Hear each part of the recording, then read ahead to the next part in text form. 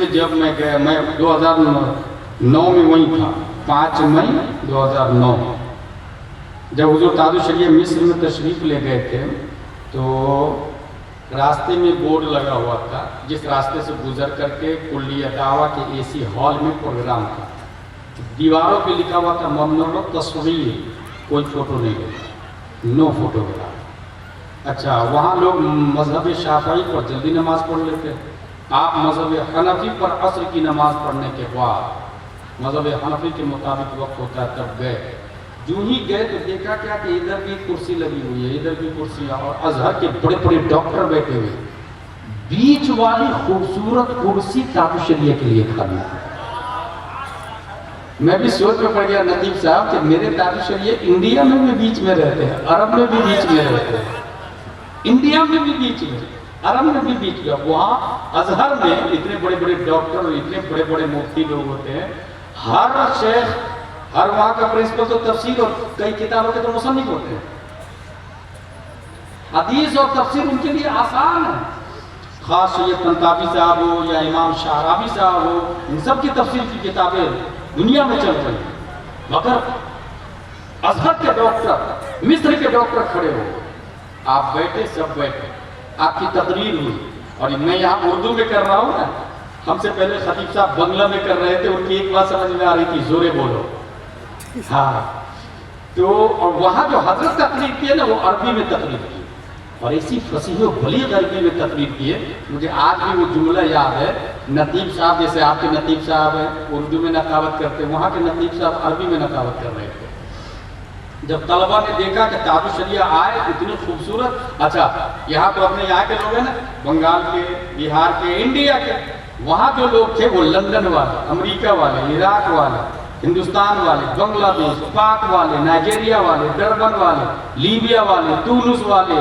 مغرب والے، موریتانیہ والے، کئی ممالک کے طلبہ بیٹھے ہوئے، اس میں تاج الشریعہ کو دیکھ کر لوگوں نے فوٹو جلدی سے موبائل نکال کے فوٹو لینا شروع کیا، نقیب صاحب نے بیٹھ پکڑا کہا ایھا المتعلمون لا تتصوروا فإن التصویر عند شیخ الطلان حرام حرام حرام، کوئی فوٹو نہیں لے گا، کیونکہ تاج الشریعہ کے یہاں آج بھی تصویر لینا حرام ہے۔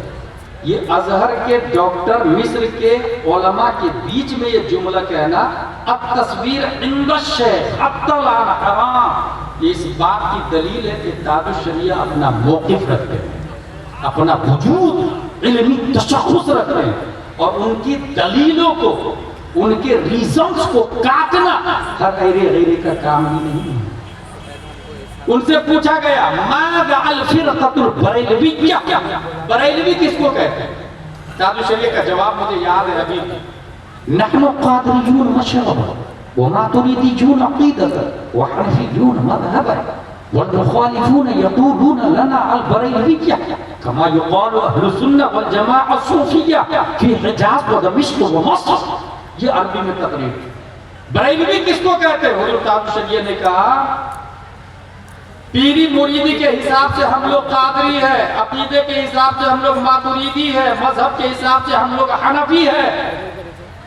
ہندوستان میں مخالفین اہل سنت و جماعت کو بریلوی کہتے ہیں، ورنہ حقیقت میں یہ وہی مذہب والے ہیں جو 1300 سال پہلے امام اعظم والے تھے، اہل سنت و جماعت والے، صحابہ کے عقیدے والے۔ اچھا یہاں ایک اعتراض کا جواب بھی دیا کہ جس طریقے سے حجاز، دمشق اور مصر میں اہل سنت و جماعت کو صوفی کہتے ہیں، یہاں سنی کہتے ہیں نا اپنے لوگ، وہاں سنی نہیں کہا جاتا، وہاں صوفی سلفی چلتا ہے، سلفی صوفی، اہل سنت و جماعت کو وہاں صوفی کہتے ہیں۔ تاج الشریعہ نے جواب دے دیا جس طرح یہاں صوفی کہا جاتا ہے ہمارے یہاں مخالفین بریلوی کہتے ہیں، یہ جواب دے دیا انہوں نے۔ حاصل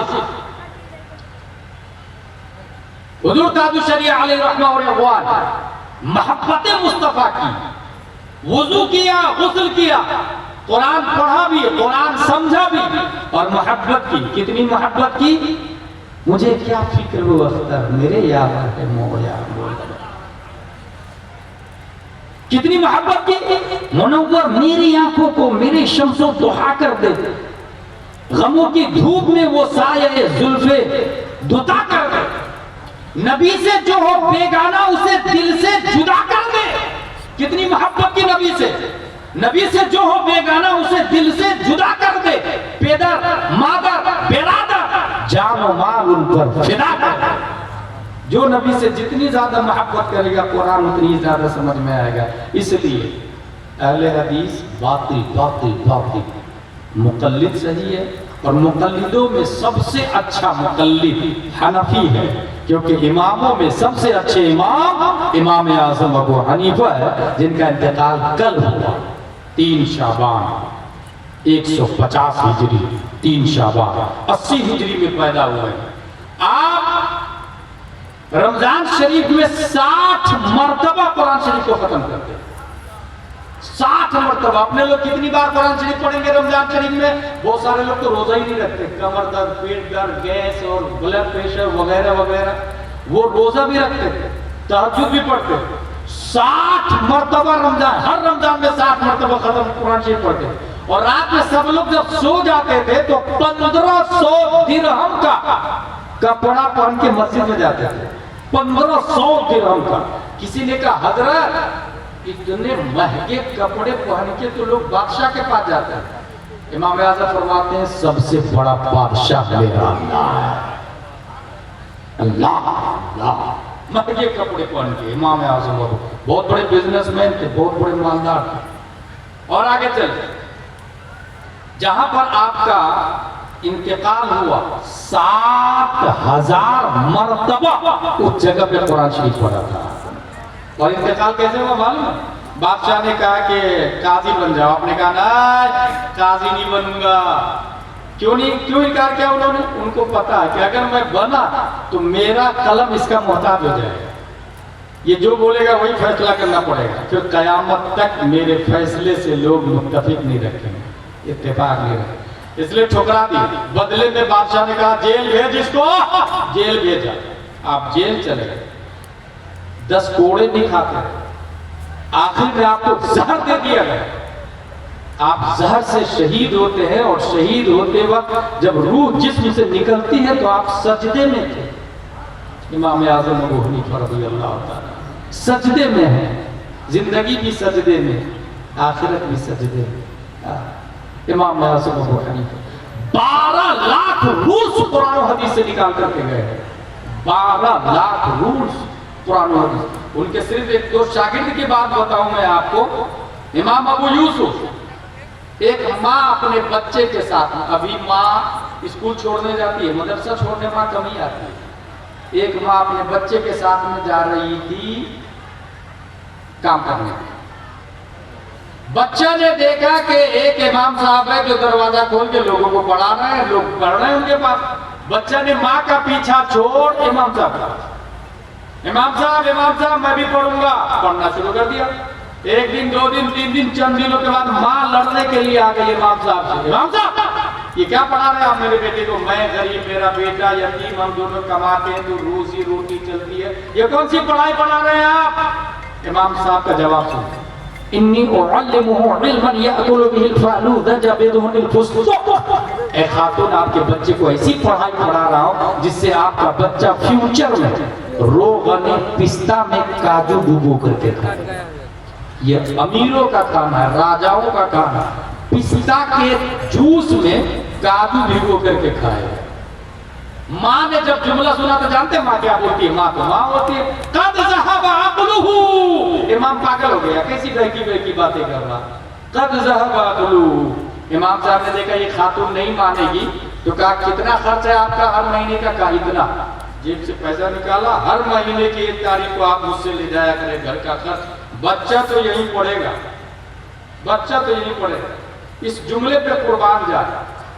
ہندوستان میں نے ایک آدمی کو دیکھا، دنیا اس آدمی کو آج بھی سلوٹ کرتی ہے، اس نے بھی کئی بچے کو اپنی جیب خاص سے پڑھا کر امام اعظم کی سنت کو زندہ کیا۔ دنیا اس آدمی کو حبیب الرحمن مجاہد ملت کے نام سے یاد کرتی ہے۔ اپنے پیسے سے کئی لوگوں کو مفتی عبدالرب بنایا، کئی لوگوں کو علامہ عاشق الرحمن بنایا، کئی لوگوں کو حضور مجاہد ملت۔ اس لیے میں ایک ضابطہ بتاتا ہوں، جس مدرسے میں عالم کی چلتی ہے اس مدرسے کا نظام صحیح رہتا ہے۔ اور جس مدرسے میں عالم کمیٹی کے انڈر میں ہو اس مدرسے کا نظام صحیح نہیں رہتا ہے. پھر اس میں ڈپلیکیٹ حافظ عالم پیدا ہوں. وہ کہیں گے یار جلدی جلدی دستار دو نا، تو پھر 15 پارے پہ یا دوسرے سے حافظ بلا کے دوسری جگہ سے دستار دینا شروع کر دیتے ہیں. جو جس لائن کا ہوگا اسی کو اختیار ہوگا. یہی طریقہ ہے. میڈیکل میں اگر میں جا کے دوائی لکھنا شروع کروں تو کتنے پیشنٹ مر جائیں گے، ہاسپٹلائز ہو جائیں گے. یہی سسٹم ہے. مدرسہ درس مصطفیٰ قرآن و حدیث، کون صحیح کون غلط، کیا سسٹم کیا نظام، کس کا ایڈمیشن کس کا خارجہ، کیا ناشتہ کیا کھانا، کتنے ٹائم نماز، کتنی رکعت نماز تہجد کی، یہ سب ڈکلیئر ایک عالم دین کرے گا. اگر کمیٹی کا انٹرفیئر ہوا تو پھر وہ مدرسہ نام کا رہتا ہے، کام کا نہیں رہتا ہے. یہ پورے ہندوستان کی بات بتا رہا. اور یہ یقین نہ ہو تو آپ دیکھ سکتے ہیں اچھے مدرسوں میں شمار ہوتا ہے اشرفیہ کا.